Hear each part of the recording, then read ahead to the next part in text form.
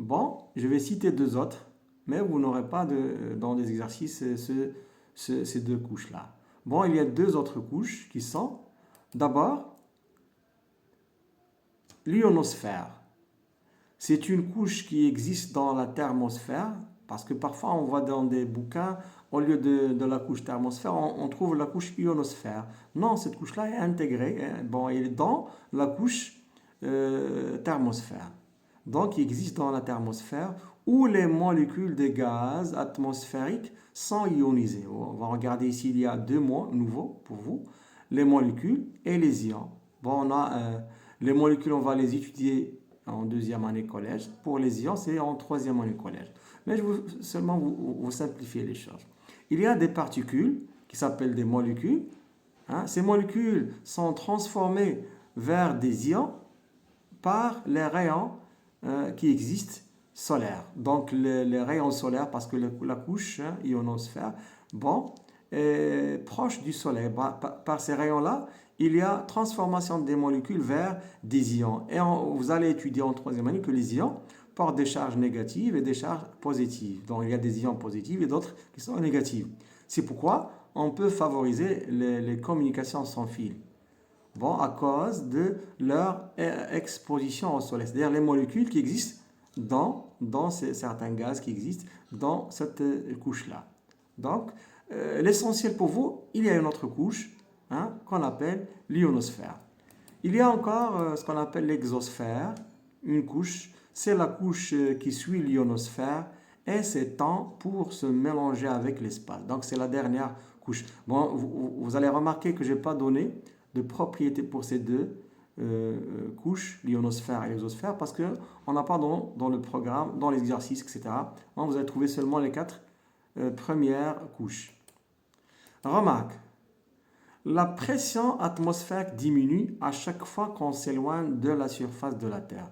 On a déjà remarqué ça, que la pression varie de 1000 hectopascales sur Terre vers 10-8 dans la dernière couche.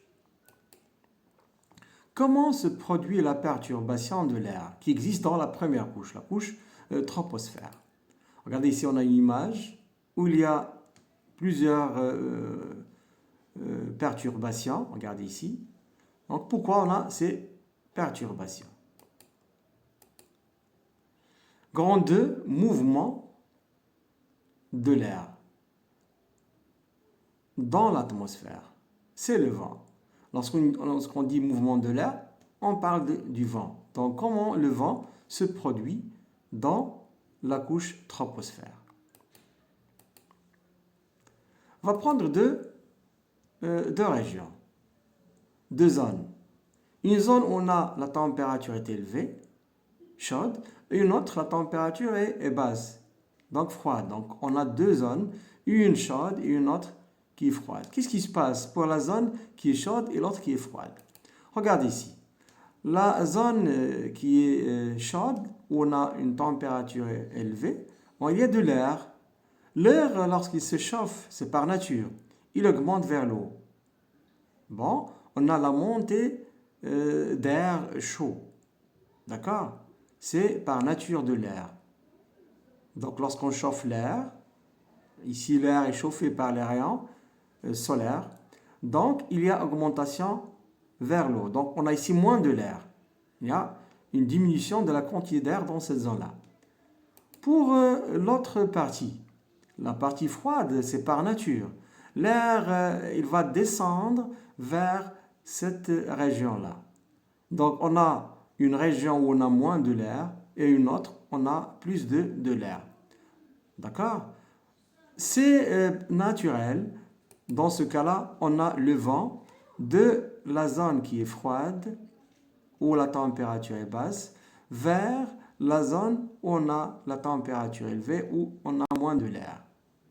Donc, l'air, il y a ce déplacement, regarde ici, sens du vent, donc horizontalement. Donc, le vent est un déplacement d'air horizontal de la zone froide où la température est basse vers la zone chaude où la température est élevée. D'accord? Donc, voilà, on a parlé de la variable de température. Il nous reste la variable de pression. On ne va pas parler de troisième variable qui est l'épaisseur parce qu'on est dans une même région, dans la première couche. Lorsqu'on a ici augmentation de l'air, il y a moins de l'air, donc la température est basse ici. Ici, on ajoute de l'air. C'est comme le cas d'un ballon. Lorsqu'on ajoute dans un ballon de l'air, il devient gonflé, donc la pression intérieure augmente. Ici, on a augmentation de pression. Donc, regardez ici, pression atmosphérique élevée, ici pression atmosphérique basse. C'est inverse. Ici, la température est élevée, la pression est basse. La température est basse, la pression est élevée. Donc, on peut donner une autre définition pour le vent. Le vent est un déplacement de l'air de la zone où la pression atmosphérique est élevée vers la zone où la pression atmosphérique est basse. Regardez ici, on a deux définitions. Alors, regardez le mouvement de l'air.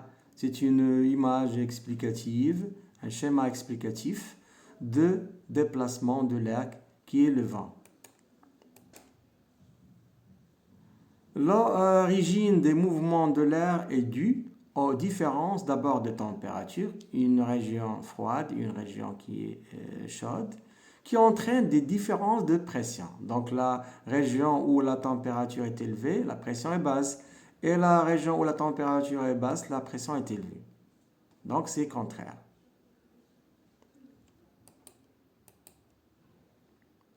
Quand la température augmente dans une zone, l'air se réchauffe et devient plus léger, moins dense. Donc ici, il y a la densité de l'air devient inférieure parce que l'air est plus léger et monte vers le haut, zone de basse pression. Donc ici, on a maintenant une grandeur physique qui s'appelle la densité que vous allez étudier avec, dans le lycée, pas en collège. C'est ce qu'on appelle la densité. Donc la densité de l'air devient moins par rapport au premier cas lorsqu'il n'est plus chauffé. Donc maintenant il est plus léger, elle monte vers le haut. L'inverse, quand la température diminue dans une zone, l'air se refroidit et devient plus lourd. C'est pourquoi il descend vers le bas. Plus dense, donc, et descend vers le bas. Zone de haute pression. Parce que la température diminue, là, la pression augmente. Haute pression. Ce changement de température et de pression provoque un déplacement d'air. C'est ce qu'on appelle le vent. Donc maintenant, si vous avez bien compris, vous pouvez donner la définition du vent d'après ce que vous avez saisi jusqu'à présent. Conclusion générale de cette partie-là, le vent est un mouvement horizontal de l'air de zone à haute pression aux zones à basse pression, de zones froides aux zones chaudes.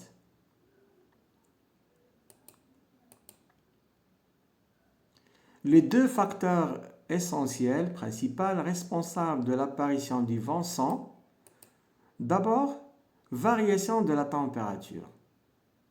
Deuxièmement, variation de la pression. Donc, on a deux variables qui permettent à l'air de se déplacer d'une zone à une autre, provoquant ce qu'on appelle le vent.